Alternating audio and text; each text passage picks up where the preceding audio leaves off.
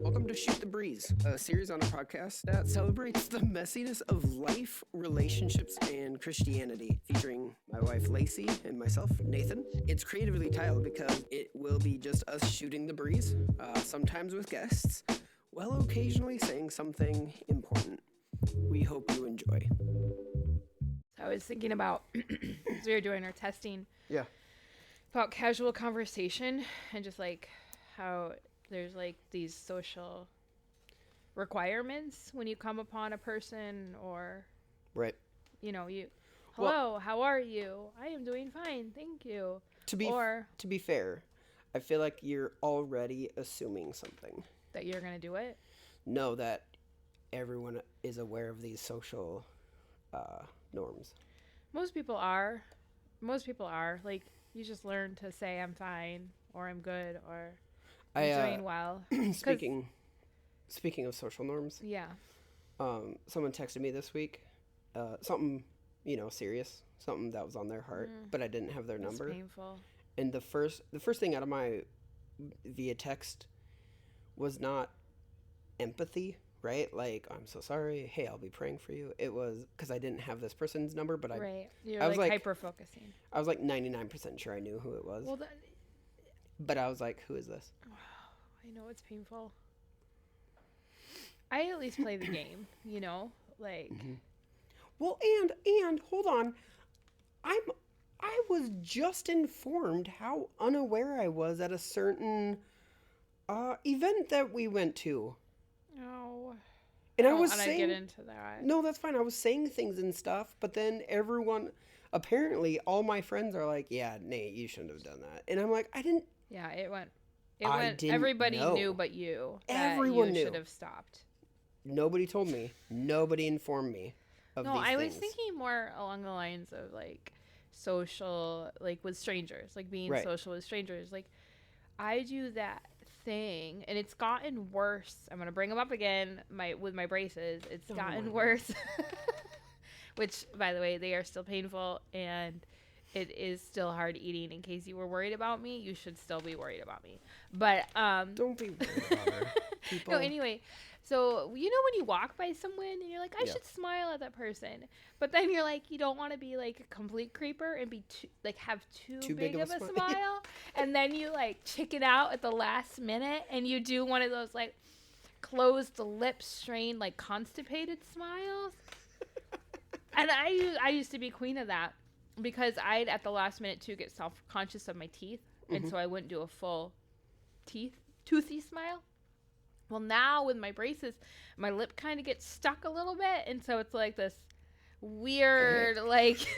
It's the emoji with the grimacing teeth? Yeah, like, and it just makes it even worse, and so you're like, should I smile at this person? Should I not smile at this person? How much teeth should I show? Should I show, or should I just, like, pretend like I'm looking at the duck, and... What if you're not? What if you're somewhere where there's no ducks? You can look at like a shopping cart and be like, "Oh, look at that fence." You kind of like have another scenario you go for. Oh my word! But I always try to be kind, so it is. I actually feel like socially, it's easier if you can say something like "hello" or "hi" or "excuse me," rather than to just do the weird smiley thing. So weird, babe. I don't know. You put way too much thought, a lot of thought into your social interactions. Obviously, I don't put enough thought in. But you would be shocked at the amount of people that actually say to me, I saw you, I waved at you, you didn't wave back. Well, hold on. I want to defend you here real quick, okay? Do it. This is a gift that you have, is focus. You're able to focus on a task at hand and accomplish the task at hand. Because your ability to, what is it where you like drown out all other distractions, all other outside influences, you're able to like hone in on what you're doing. Right, but the problem with that is people feel like I'm ignoring them on purpose. Absolutely. When I'm not, I actually don't. Right. I don't see them. Well, it's like when you go to the grocery store and people are like waving at you. Yeah, no. Not like you're popular and they want your autograph, but like everybody waves. Everybody stops. Like I just had that and image. They turn towards me and they all wave in unison. No, I just had that image in my head where it's like, oh, Lacey, click, click, click. There's click, like click, music click. going. Yeah. No, but you're like you're singular your singular focus is milk, milk, milk, milk. Yeah, or milk. whatever it is. Gotta get milk, milk, eggs, eggs, eggs. Yeah, I'm not thinking about people around me. No, could care less. Well, it's not that I don't care. I just bothered. don't think about it. I'm not thinking along those lines unless, you know, I'm feeling like I need to smile. Then I'm way overthinking. Right. Yeah. Anyway, welcome. Hi. Welcome to Shoot the Breeze. Hey guys, this is Shoot the Breeze. I am Nathan. My wife Lacey's back. Yeah, which if you haven't guessed, this is a podcast in which we kind of talk about It's kind of like not a lot of things. Kind of like Seinfeld. And a lot of things. What is it? It's like Seinfeld. You can't compare us to Seinfeld. That I take offense at that, and I'm part of this show. Well, you guys already heard the intro, so you know what we do. This is what we do. This is what you pay for. Right. You get what you pay for. Right. So today we're going to be talking about blessings in our life, right? Things that have blessed us or... Yeah, hold on. I need to bring attention to that big rumbling sound that you guys hear. Do they really hear it, though? Yeah, they do. Oh. Here's what's happening. I didn't know our mics were that good. Tomorrow in the city we live in, they're doing an air show. Oh, gosh. So today is training day. So all day today, very similar to our last podcast, is you may be getting rumblings. So I want to say that on the outset. They could also be my stomach because I don't eat anymore. Hold on. Because of your braces? Because of my braces, okay. yeah. I felt like we went 30 seconds without mentioning your braces, so we should probably correct that. Right? Oh, goodness. Hey, today... Which I did have an email somebody sent me. Yeah, do you want to... Yeah, Ooh, it was, you did, yeah. It was from Brittany, and she said, to me, I need to tell you, this is her talking, I need to tell you that I work in an orthodontist office and just got my braces off in September. Woo, woo, woo. Yeah, that's amazing. Good for you. We actually call your diet the Brace Watchers diet in our office, she said. She said that braces are so much harder as an adult, and those things that keep you from biting, which are, my ortho calls them bite blockers, she calls them bite turbos, are miserable. And they are, let me just interject right now, they're terrible. They're the worst part, really. And she said, also, I'm so excited for you to be living out this dream. Congratulations. You'll be so happy when it's over. And you know what? I'm still happy. I'm still pumped. It might sound like the last few weeks that I've been complaining. You missed the last part. She goes, miss you, lady. You look amazing. Well, I wasn't going to say that. That was like a personal note. I know. Oh, that was nice of but her. You do look amazing. Oh, thanks, hon. If you guys aren't You're watching so the video, sweet. you can't look at how amazing Lacey is. Here's my smile. Okay. Well, let's keep moving. You and your gyrating Stop jaw. that. Stop saying that. I'm not going to stop saying saying so blessings. Are we going to cover more like listener feedback? Or? Yeah, no, you did a fantastic segue into listener feedback, and then you just like restarted listener feedback. You're like, oh, hey, that reminds me, we've got listener feedback on braces. And then you're like, so what are we doing now? Listener feedback. Yeah, you transitioned perfectly. Well, that was 30 seconds of talking that you didn't need to do. Let me guess. You're going to make it up with some braces talk here in a minute, though. Okay, don't worry. Okay, so we also... So that was on... Brittany responded to podcast 10, braces. We had several people respond back for podcast 7 on questions when we did questions. Speaking of which, you can still send us questions. Wow, that's a big plane.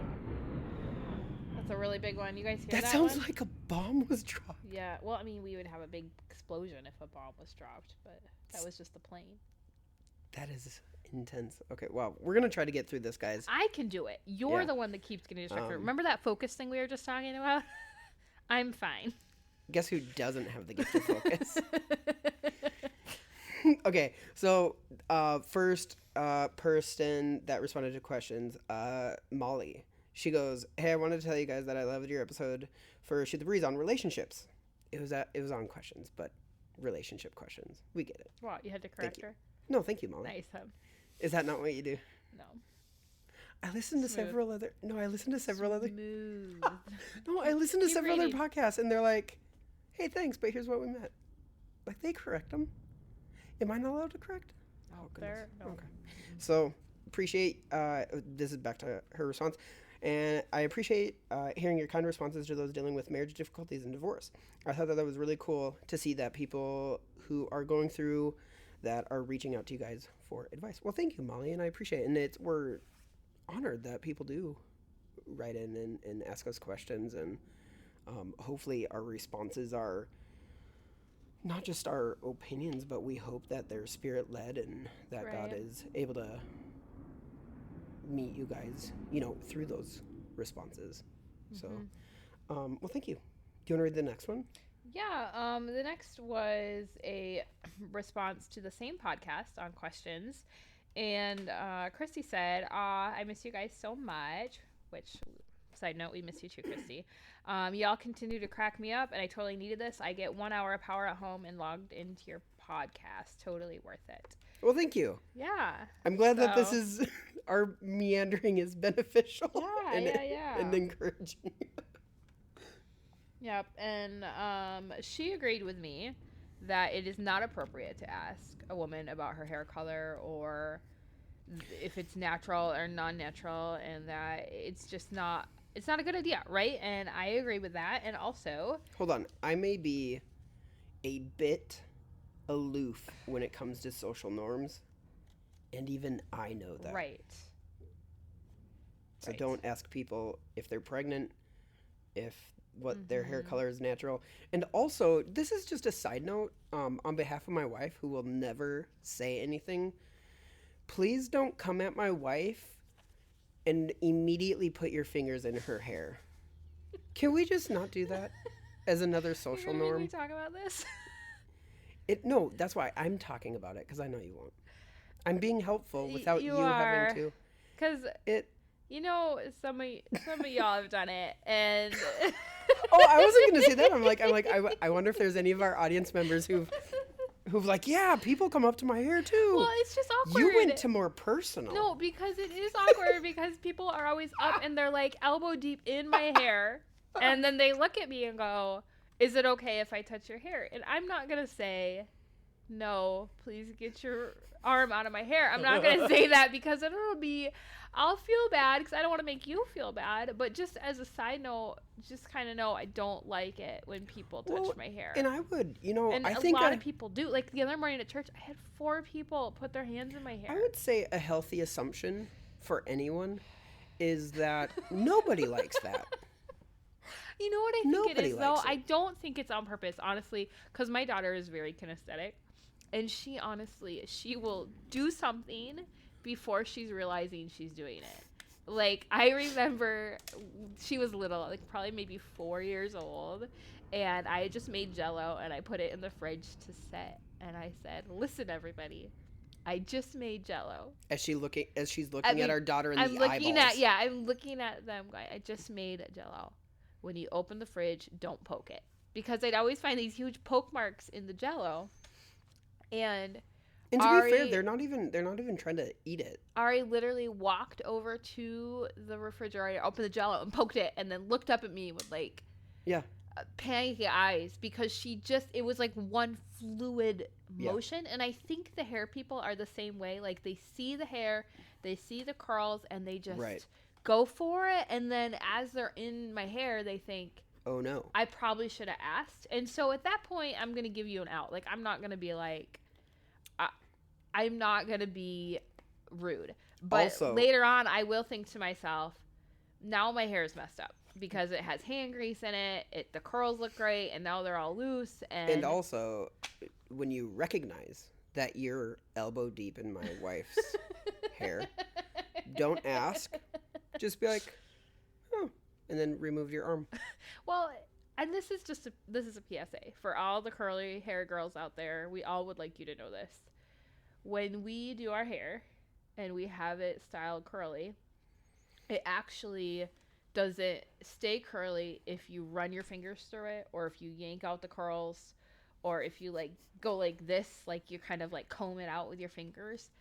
It destroys the curl pattern. Or like massage your head. Yeah, like, and it looks like this huge frizzy mess, right?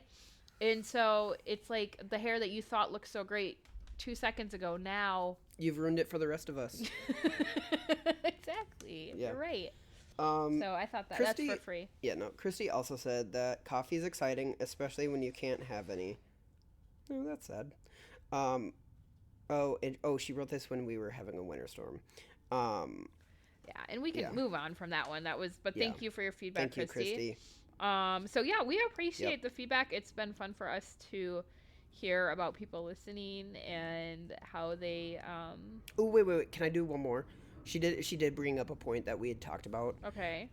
Within question, she goes, if something in a season is turning into a lifestyle, something needs to change. No longer a season, now becoming an addiction.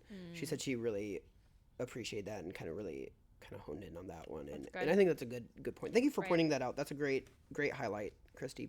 Appreciate that. Okay, so today what I wanted to do is our last one, me and you. We talked about pets. Yeah, we don't need to talk about that one. We don't know. So what I thought would be kind of redeem us. Hopefully, if people are still subscribed, is wanted to talk about blessings that we've experienced in our marriage. Our marriage. This is going to be a teaching on blessings. No, just wanted to tell some stories about some blessings that God's given us. I mean, amidst all of the trauma and tumult of our marriage and life, between my disease, between the adoptions and all of that, and ministry, wanted to go through a list of things that have been a blessing to us and that we are constantly having to remind ourselves with when we do go through a season of difficulty, right? A season of.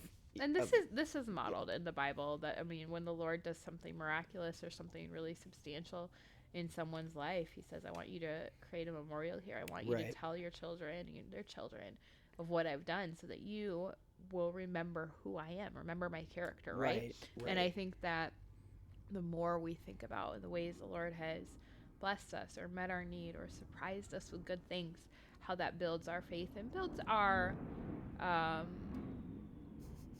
wow, these planes. Okay, sorry. So loud. But builds our ability to just know that he's good and that he has us, right? So,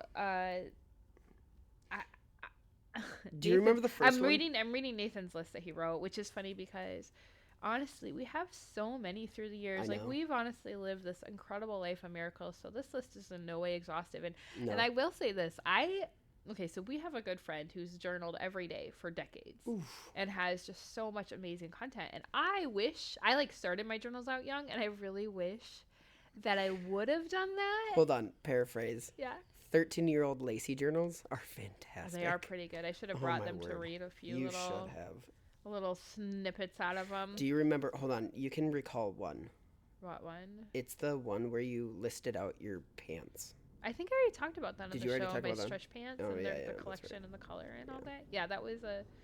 But I went through this season where I was really into these books that would end. Whoa, guys! There's jets. There's so many jets. But I would end every entry with this thing from these book series I was reading, like yours to the butterflies or yours to the dewdrops. That doesn't even make sense. Yeah, so I'd write, dear journal, yours to the butterflies, Lacey. And I thought it was so clever and so cute. But, I wasn't 35, I was 10. But, but as time has went on, I've tried to keep a journal, but honestly, my journal entries got farther and farther apart as my life got a little bit more crazier with kids. And so I'd have these whole incredible seasons of life where the Lord was just doing incredible things, but they were so crazy that I wouldn't actually write any of it down. So my encouragement to you is write stuff down. Yeah. Thank you so much for listening to our podcast. This is one of the many resources we make available for free at our website, cultivaterelationships.com. Our resources have helped people grow in their relationship with God and others. We've seen people set free from uncontrollable anger and paralyzing fear. We've witnessed estranged family members be reunited after working through our freedom booklet. We've helped people build healthy relationship and coping habits through our coaching videos. And all of these resources are made available for free because of the generous support of people like you. If you would like to become a partner, please visit cultivaterelationships.com/support.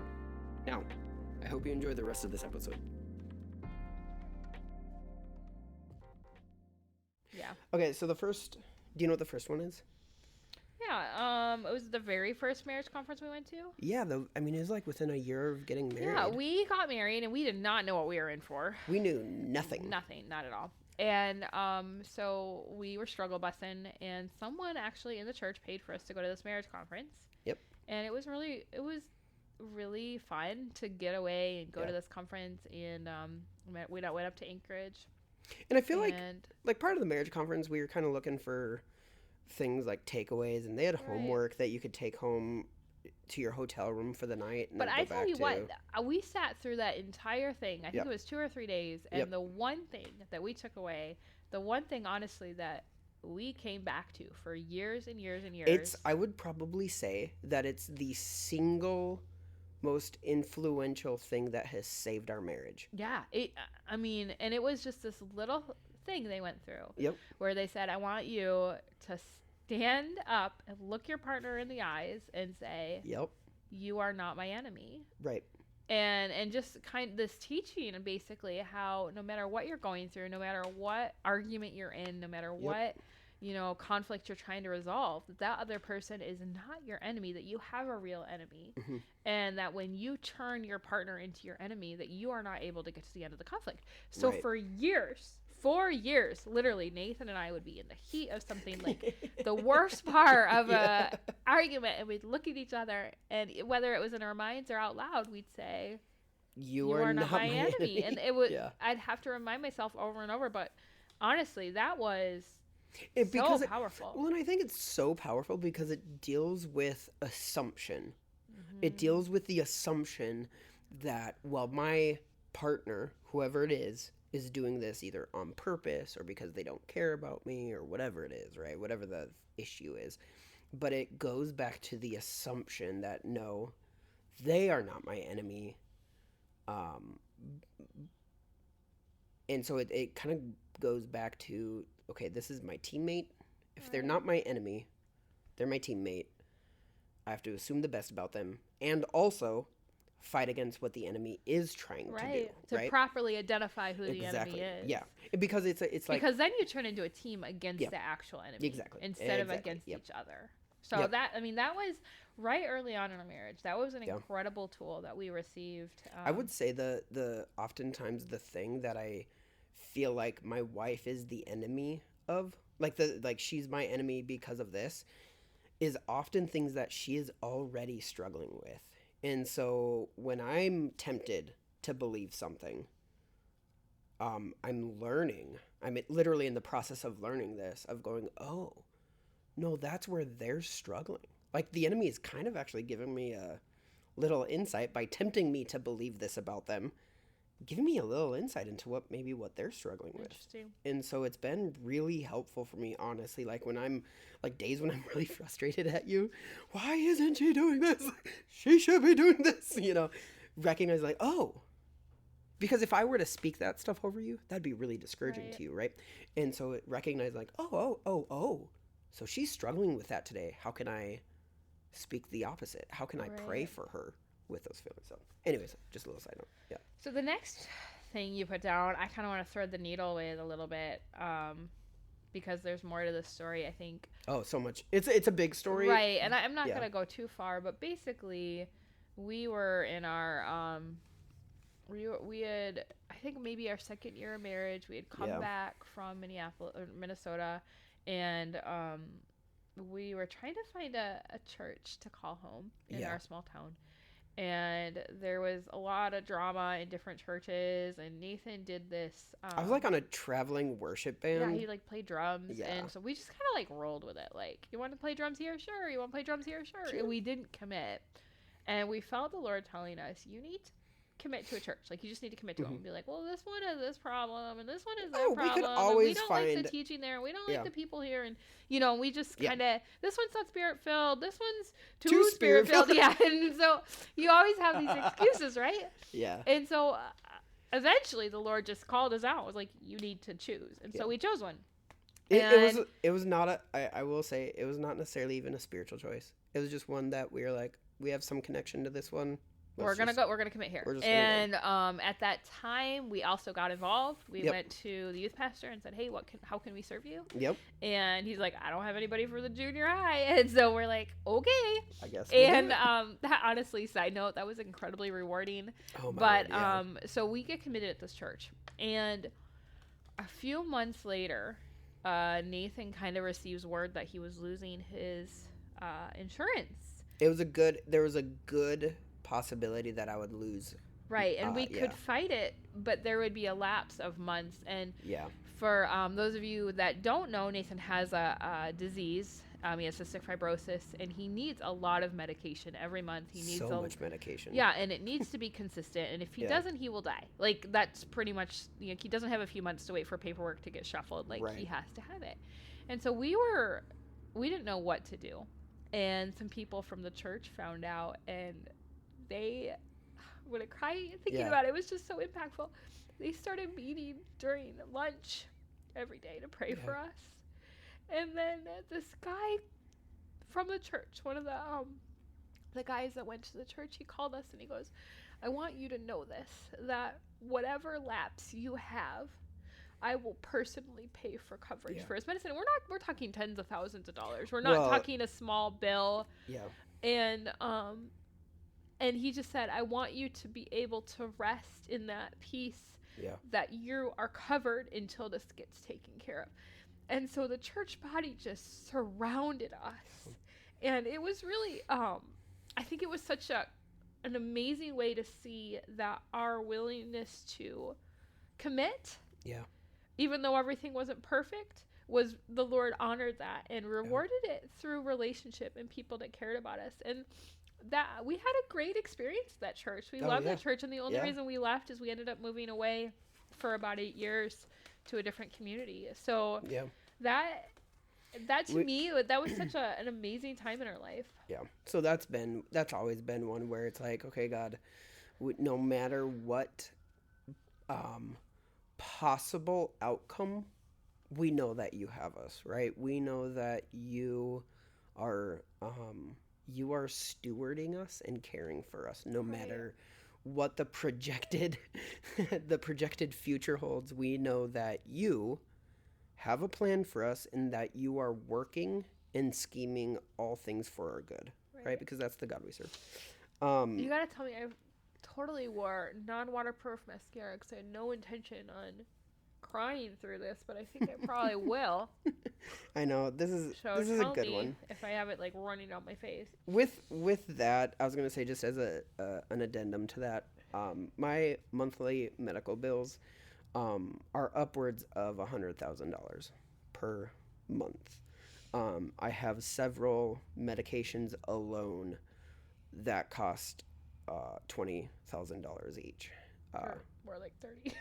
Well, I have one that's like 30, one that's 20, a couple that are 20. So, I'm 37.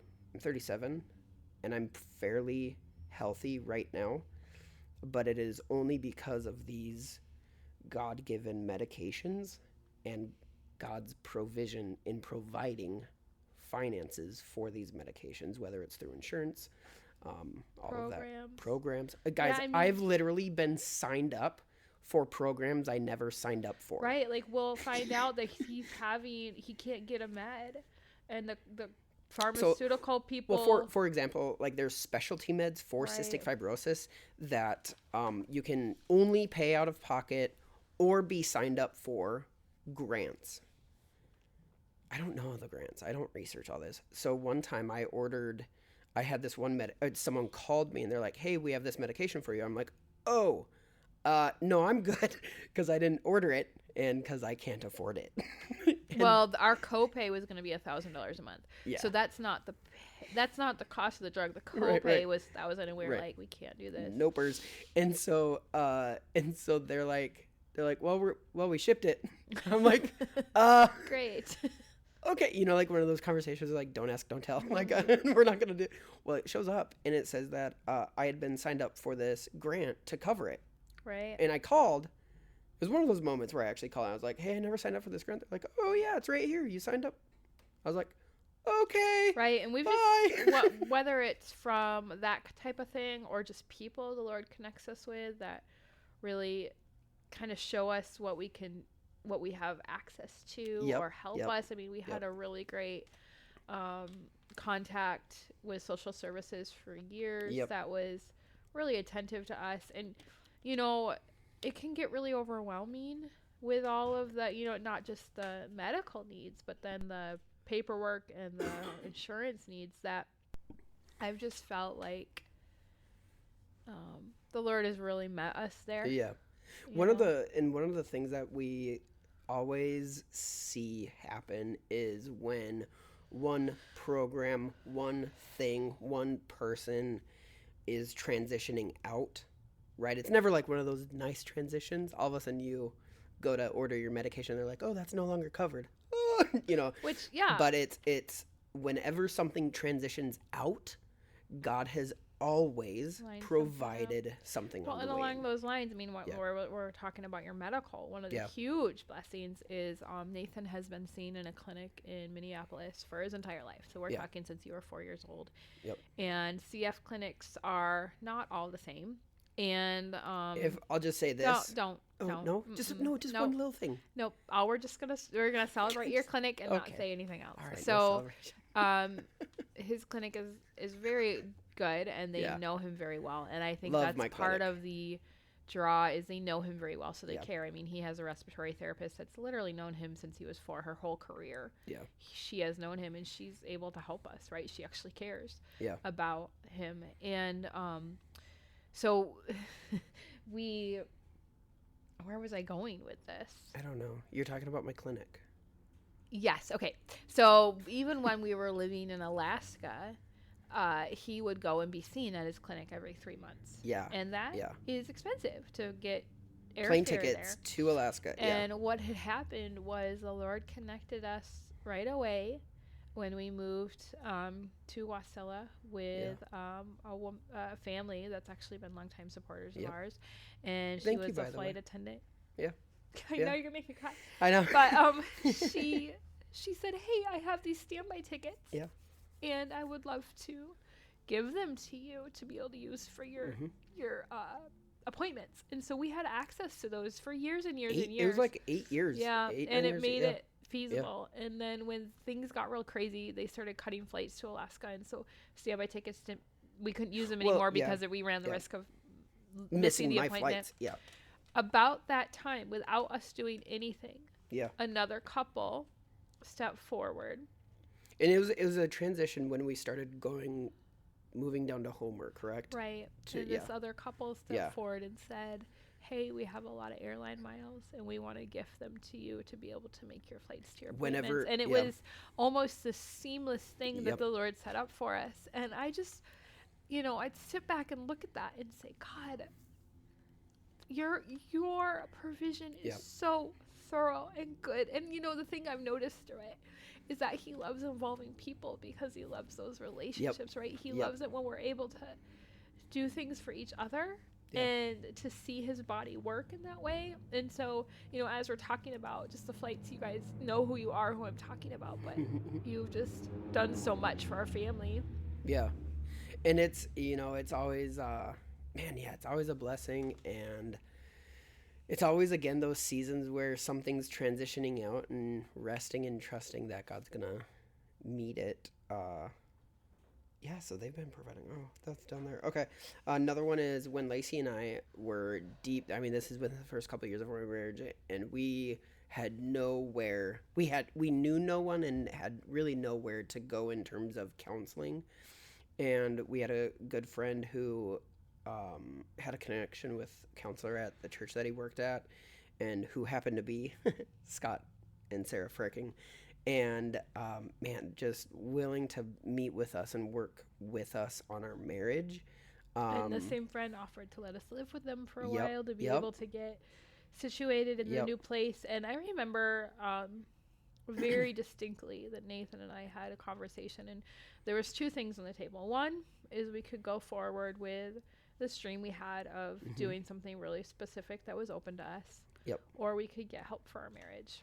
Yep. And I remember just really turning it over and talking about it and praying about it and feeling like we needed to get help. And you know, through the years, I've never regretted that once. Nope. And I've noticed that, you know, there's times in our life where we come to these crossroads where we can fight for the things that are important for us, but they cost us something. Yep. And if you're willing to pay that price, if you're willing to sacrifice that thing, whatever it is, a dream, a position, a community, whatever it is, the Lord honors that, and it's going to end up better. Yep. And so we ended up moving and really allowing that need to be met. And I've never once regretted it. No, and we were, I want to be fair to our friend Jonathan, we were immature. Right. We were really young and really selfish, and it was not an easy thank you, Jonathan, situation to live in at that time. Right. Mm-hmm. So thank you for taking us in and being kind to us when we were immature. So we got associated with this church, started with counseling, and we started to minister within this church. We ended up being the college, kind of the college ministry, small group directors, pastors, whatever that would be called. And it was through this small group that we were volunteering with, leading, that we were introduced to Lydia. And we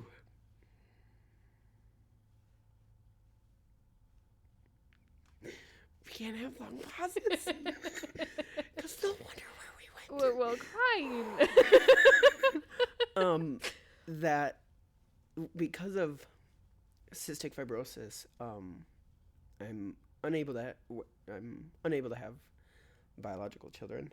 And you can't. I'm pretty sure after that mess we found in my body last year that I can't either.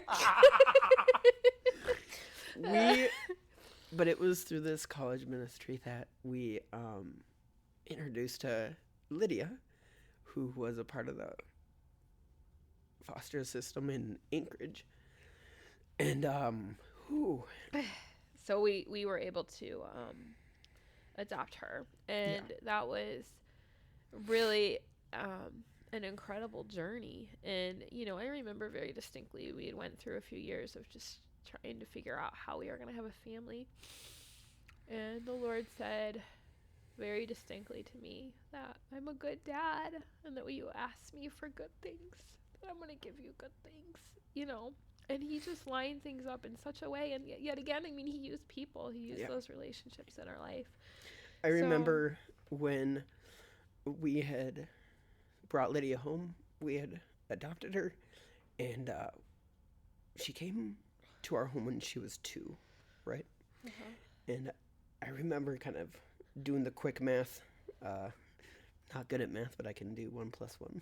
And when we had started praying for children, it was within that week. Was that week that she was born?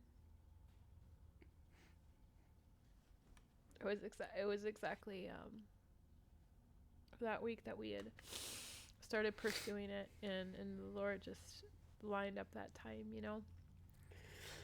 Yeah. This is harder than I thought. Okay, so the church we worked at, volunteered in, another good friend of ours became a good friend of ours, Dave and Lorraine. Man, he annoyed me so much because he was always one of those guys who are like, Nate, it'll be good. And, you know, we're going through this infertility stuff, and he's always this, like, Mr. Positivity. And it was a positivity placed in the Lord. It was a positivity placed in God. So he's not like this, like, dance around, you know, optimistic guy. It was very much God is good. God is, you know, it'll be good. And he would just bug me because of how his belief, his faith, right?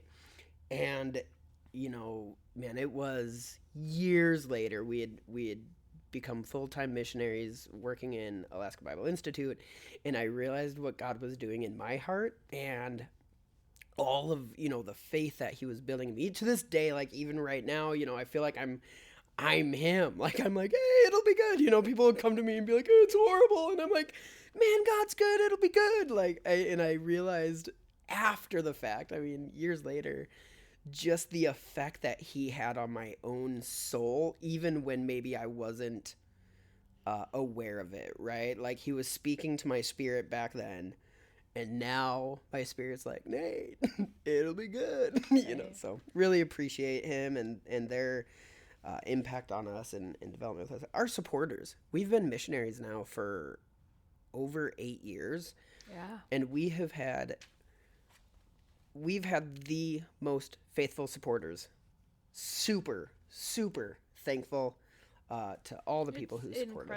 It's incredible. It's incredible the way the Lord has used so many people, on so many levels. So much in our life just to take care of us in a myriad of different ways. And I cannot even express to you the gratitude we have for that, and that belief in us that the Lord is moving and directing us in the things that we have set out to do. And so thank you for that. We have the best supporters ever anyone has ever heard of. Ever. They're pretty great. They're pretty awesome. Thank you. A couple things that, so one time. Which kind of piggybacking on that, I just want to give a shout out to your brother and his wife, because they've had several times they've thrown incredibly generous, creative, and just energetic. I feel like this plane is just circling right now. It is. But they've done things when you've been hospitalized to help support our families. Years ago, they did a Zumbathon where they raised $2,000 from it and had several hundred people come out in this huge gym they booked, and they did like a Zumba thing because they're fitness instructors. Yeah. And they have a really great community where they live in Minnesota. And so a few years later, just this last surgery you had, they did a GoFundMe for you and were able to take care of a lot of the expenses from that. And what I love about them is they are really good about using the skills, the talents, and the resources that they have. I'm so jealous of them. They're so good at it. They really are. And they do a great job with it. Oh man, so good. Yeah. And so, we've been blown away by that as well. I mean, a Zumba-a-thon, guys. Like, who would have thought? Honestly, who would have thought? So fantastic.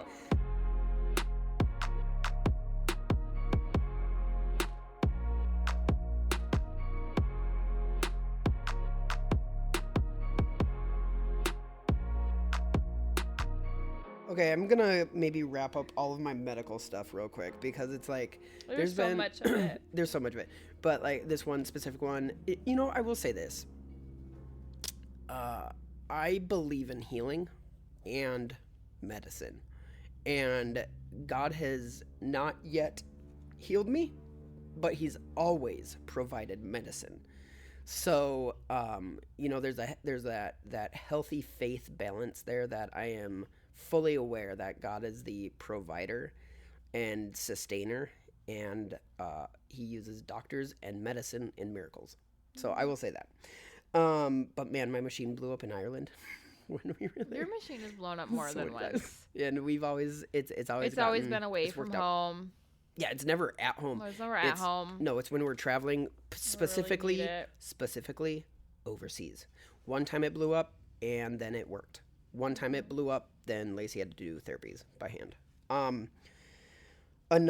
This is a huge one. This is actually, I feel like, one of the most, I know for myself, underwhelming and yet most life-changing events of our life. We had moved to Ireland, and we were originally looking at like church planting, media, working with youth, and some of the you were looking at church planting.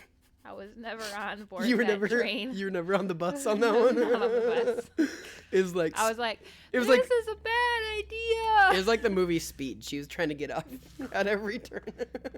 No, but so like some of the things that we had set up didn't work out, and so we're in this country not really knowing what our direction was, what we should be doing, and so we basically started working with a ministry we were familiar with that was trying to get going at the same time. Yeah, and it was one of those things that at the time it was basically like we can do this to fill our time, but when we got back and started obviously working at Alaska Bible Institute and developing curriculum to help people live connected to God and to people, we realized that that transition from just working with media and youth and church planting, you're on the bus, you're going to church plant.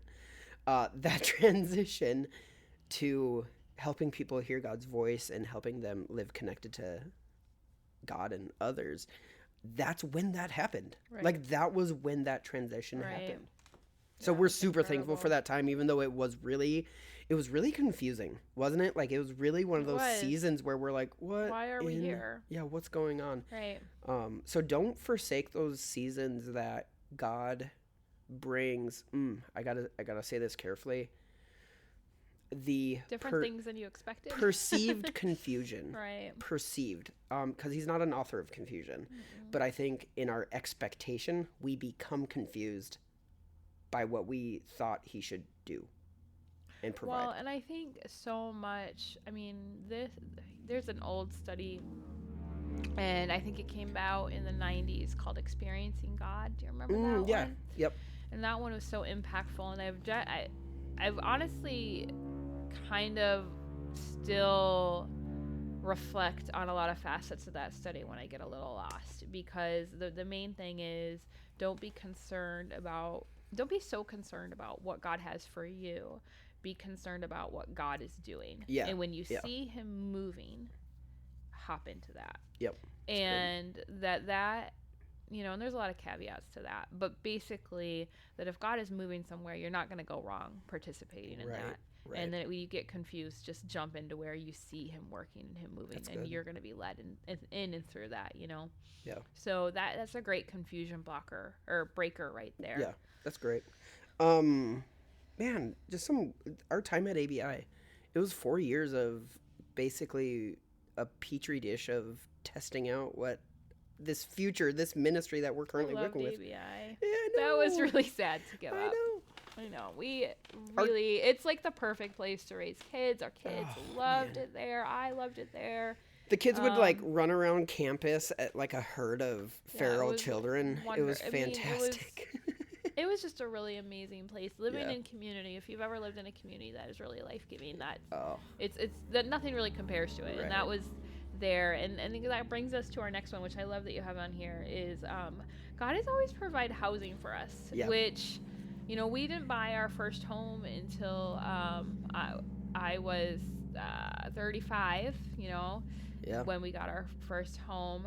We'd always lived in church housing or divinely provided apartments. My mom's basement. Yes.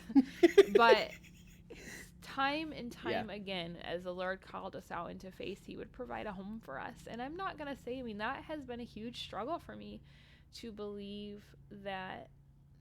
I always like to make plans. Like, I remember one time scheming with you how we could live in the van and shower at the church. And, back when we were younger, because we were our housing was getting shaken up and we weren't sure what we were going to do. But, God has always provided housing for us. I remember when we were moving into support based ministry, how one of the biggest gifts we received was someone told us they were going to provide an apartment for us for a year. Free all for a year. Paid. Yeah. And that really helped us get things straightened out. Yeah. When we moved here to Texas, we were supposed to be getting this house, and everything fell through. And so we drove into town and we literally did not have a place to live. The house itself didn't fall through, but the time frame in which closing happened fell through. Yeah, so we were supposed to be closing in July, and we closed in November, if that gives you an idea there. And, you know, it was a myriad of reasons. At first, it was their fault, and then it was our fault, and then it was nobody's fault, and it was just like this series of events, right? Well, through it, you know, we drove into town that night. We didn't have a place to go, and a couple took us in for a few days. And then after that, I had made reservations at Motel 6 for, I don't know what was going to happen, right? And this other couple here in town, they had a resort, a cabin, like a camp kind of resort area out at a lake, and they let us live there until things were resolved with our home. We lived there, I think it was 6 to 8 weeks, I want to say. And literally every day going, well, we don't know yet. We're waiting. And they were okay with that. And totally I just think about the generosity and the ability to just give in that way. That's incredible to me, because that is something I think that can really trigger you, not having a home, you know, and that for me, that's a huge trigger of feeling uncared for. And so just the fact that people were willing to give us a home, and I mean, those are just a few of the stories, but you think about it from the time, I mean, we didn't buy a house till we were 35. So the time when we got married for 12 years until then, you know, the Lord would just provide housing for us. And it wasn't always perfect. I mean, the apartment that we were given for a year, I was always afraid Ari was going to fall in the oven. She was a toddler at the time, and it was a very small place. And I don't say that to disparage it, but I'm like, sometimes God's provision doesn't look like what you imagine it to look, but it doesn't make it not his provision. You know what was nice is we could open our window because it was on the ocean. It was on the ocean. ocean. It was on the ocean. Like, I honestly would live there. I know. I'm do what I want to do. It was about the ocean. I'm going to yell when it's about the ocean. Yell that way. No, you could open the window and the like salty air breeze. It's so amazing. You know, so awesome. Do you remember how Lydia used to call the ocean the lotion? Yeah, the lotion. One of the houses we lived in, thankfully, we're alive. But remember we had light bulb Thursday? Yeah, all our light bulbs would go out, so we'd have to replace them every Thursday. We'd have several electricians in there, and they'd be like, I can't touch this thing. I need to be covered by my insurance. Exactly, yeah. Let's see here. Oh, a couple years ago, last year. Man, it was after 2019. Yeah, it was after my surgery. This was the darkest, deepest depression I have ever walked through, and to the extent that I knew that either circumstances would have to change or God would have to do a miracle in my heart. And it wasn't until the faithfulness of my wife and her sister and husband, our brother-in-law, that there's a bit of an intervention for me. And through that, praying, God, you have to change my circumstance or you have to change my heart. And there's been that journey has been an incredible journey.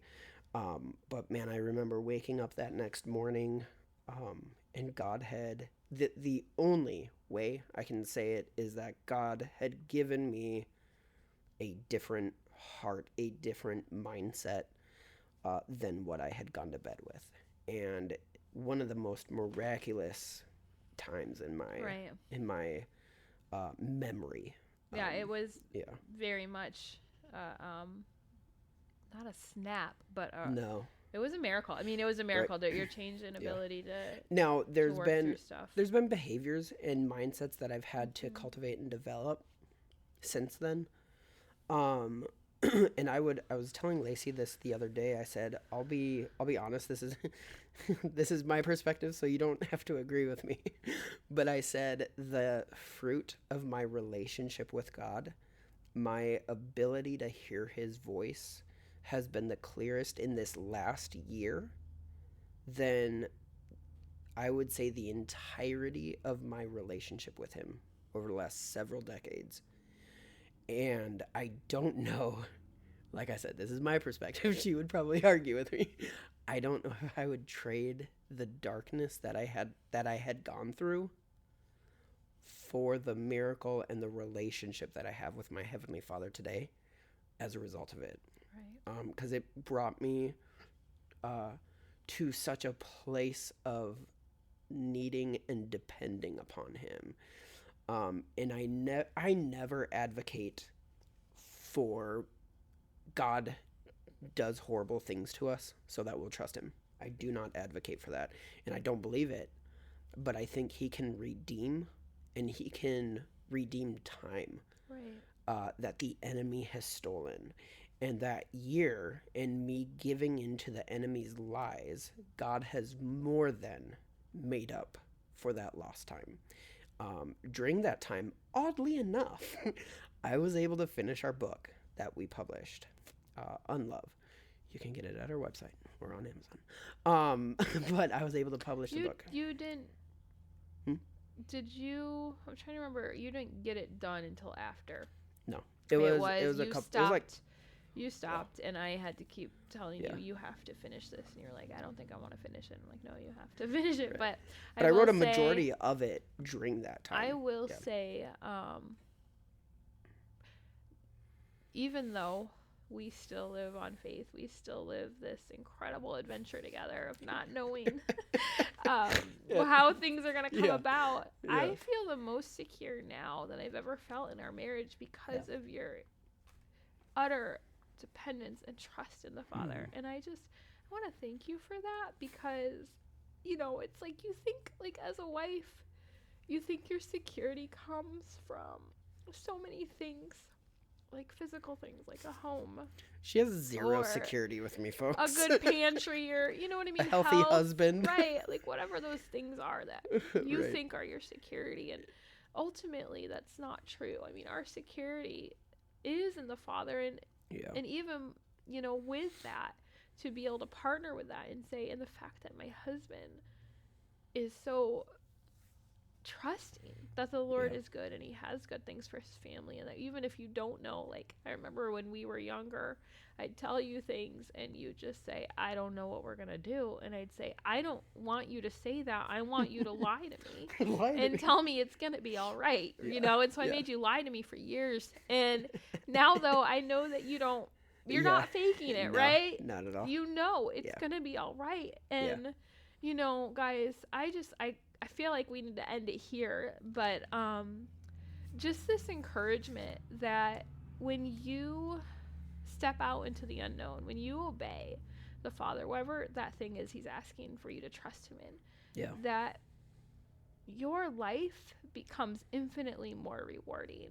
And you create this ability to go deep in such a way in your relationship with the Lord that risk, that faith, if you didn't allow that in your life, you wouldn't be able to have that depth. Yeah.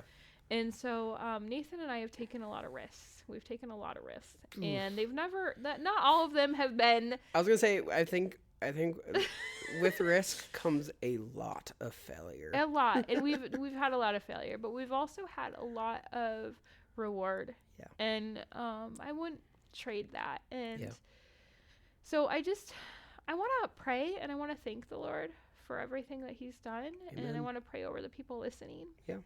So Lord God, we just stand right here at this memorial, and we acknowledge that You're a good dad, and that You bring good things to your kids. And God, I thank You for just taking such good care of us, and for using people in our life to care for us. Lord, thank You for that. And God, I just want to acknowledge the people that are listening to this, and wherever they're at, and whatever they're putting their trust in, Lord God, I pray that they may turn their trust over to You, and that You may just be able to show them what a good dad You are.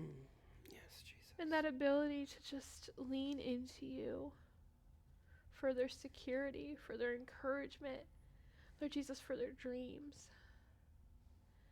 God, even the ability to dream, that You're going to catch them. And just thank You. I thank You for Your goodness. In Jesus' name. Amen. Amen. I would highly recommend, if you guys have not been tuning into the teaching episodes, I would like to highlight the last probably like 3 or 4 teachings that we've done on our podcast, and just dealing with who God is, who you are, and just being willing to hear the Holy Spirit's voice.